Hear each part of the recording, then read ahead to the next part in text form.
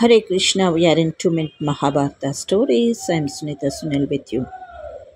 Let us see chapter 5, verse 17 of Bhagavad Gita.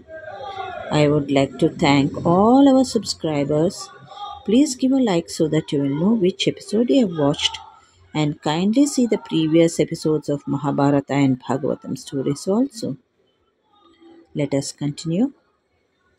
Tadbuddhayastadaatmanam तन्निष्ठास्तत्परायणाः गच्छन्त्यः पुनरावृत्तिं ज्ञाननिर्धूतकल्मषाः. We'll repeat. तद्बुद्धयस्तदात्मानं तन्निष्ठास्तत्परायणाः गच्छन्त्यः पुनरावृत्तिं ज्ञाननिर्धूतकल्मषाः. Let us see the translation. The meaning is when our mind, intelligence, faith is in refuge of God, then with this complete knowledge we get cleansed, and with practice it proceeds to liberation. The meaning is through ignorance one suffer in samsara, or the cycle of life and birth, but with divine knowledge would be relieved from material bondage. Tad buddhayaha means intellect is directed through God. Tadatmanaha means mind and intellect is absorbed in God. Tannishtaha meaning the intellect has firm faith in God. Tatparayanaha means striving after God as the supreme goal of refuge. The moral is our aim for true knowledge which leads to love of God. With this love, He is seen everywhere by His devotees. Such a divine vision is described here. Thank you. Good day to all of you.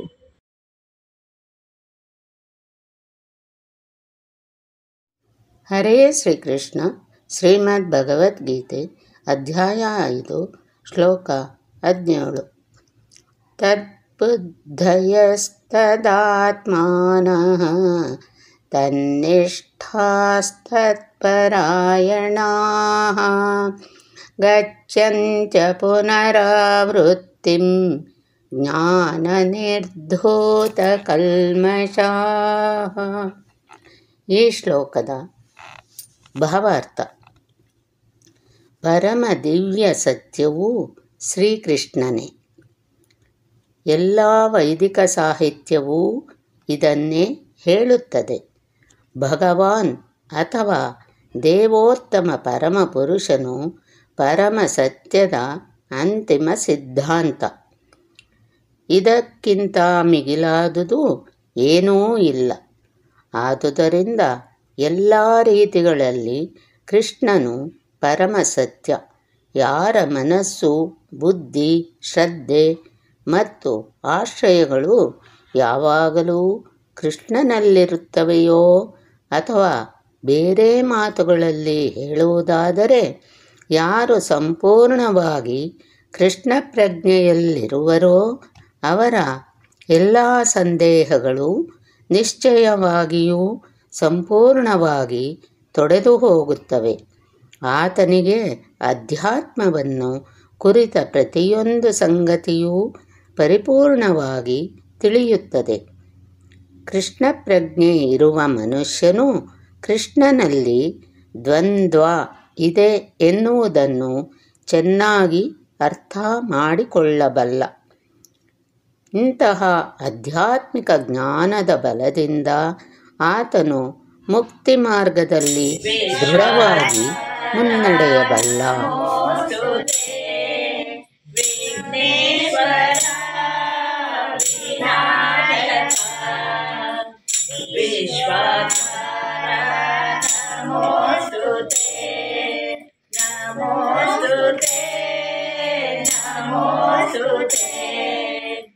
विश्वात्मना नमोस्तुते.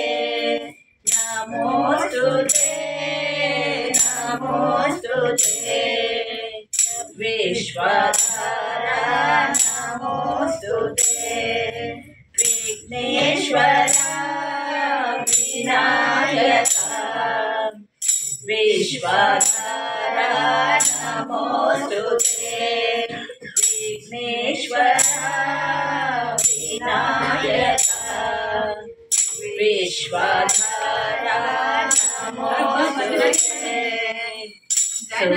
सुरमुनिवन्दित विनायका भवभयनाश विनायका सुरमुनिवन्दित विनायका भवभयनाश विनायका शरणं शरणं विनायका शरणं शरणं विनायका शरणं शरणं विनायका शरणं शरणं विनायका विघ्नेश्वरा विनायका विश्वधारा नमोस्तुते विघ्नेश्वरा विनायका विश्वधारा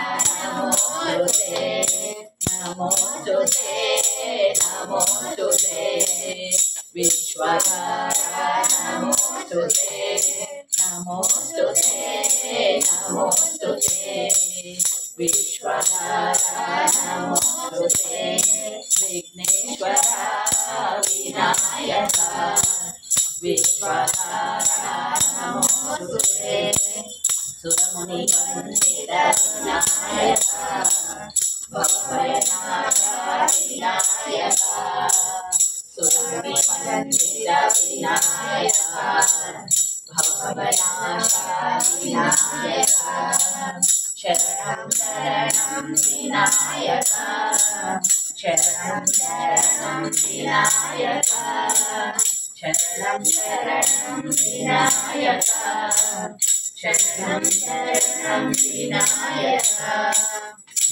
विश्वरा विनायका विश्वधारा नमोस्तुते विघ्नेश्वरा विनायका विश्वधारा नमोस्तुते